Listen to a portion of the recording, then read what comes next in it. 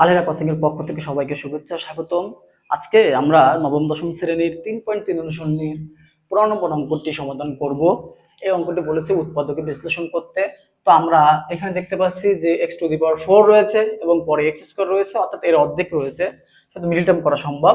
তো আমরা middle term করব। মিডল টার্মের জন্য আমরা জানি যে শেষের সংখ্যা দিয়ে সামনের সংখ্যা গুণ করতে হয়। তো 81 কে যদি আমরা 4 দিয়ে গুণ করি 324 আসে।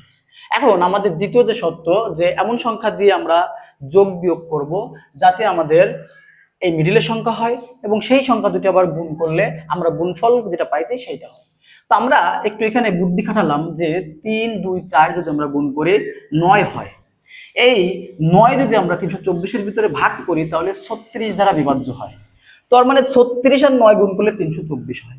তাহলে আমরা একটা সত্য পেলাম। আবার 36 থেকে যদি আমরা 9 বাদ দিই তাহলে কিন্তু 27 হয়। তার মানে আমরা কি করতে পারি, 4x টু দি পাওয়ার 4, যেহেতু বড়টার সঙ্গে মাইনাস আছে তাহলে minus 36x square plus 9x square minus 81। দেখো 36 আর 9 যদি গুণ করি তাহলে 324 হয়, আর 36 থেকে যদি 9 বাদ দিই তাহলে 27 হয়। এরপর আমরা কি করব, দুইটি সংখ্যার ভিতর থেকে কমন নেব। তাহলে এখানে 4, 36 এর ভিতরে 4 যায়, তার মানে 4 কমন রয়েছে। ছোট ছোট ছোট সংখ্যার ভিতরে 4 কমন রয়েছে, আর পাওয়ারের ভিতরে x to the power 4 x square ভিতরে x স্কয়ার কমন রয়েছে। তাহলে আমরা 4x স্কয়ার কমন নেব।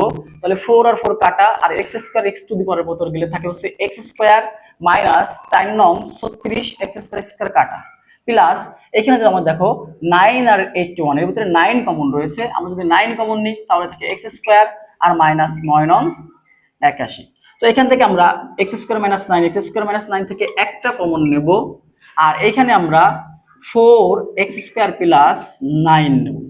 এবার আমরা কি করতে পারি, দেখো x স্কয়ার মাইনাস 9 রে আমরা 3 স্কয়ার লিখতে পারি, আর 4x স্কয়ার প্লাস 9।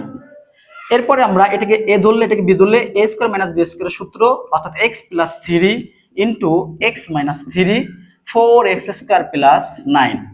এটাই আমাদের অ্যান্সার। তো শিক্ষার্থীরা, আশা করি অঙ্কটি বুঝছো। আবারও আলেরা কোচিং এর পক্ষ থেকে শুভেচ্ছা ও অভিনন্দন জানিয়ে আজকের মতো বিদায় নিচ্ছি। আল্লাহ হাফেজ।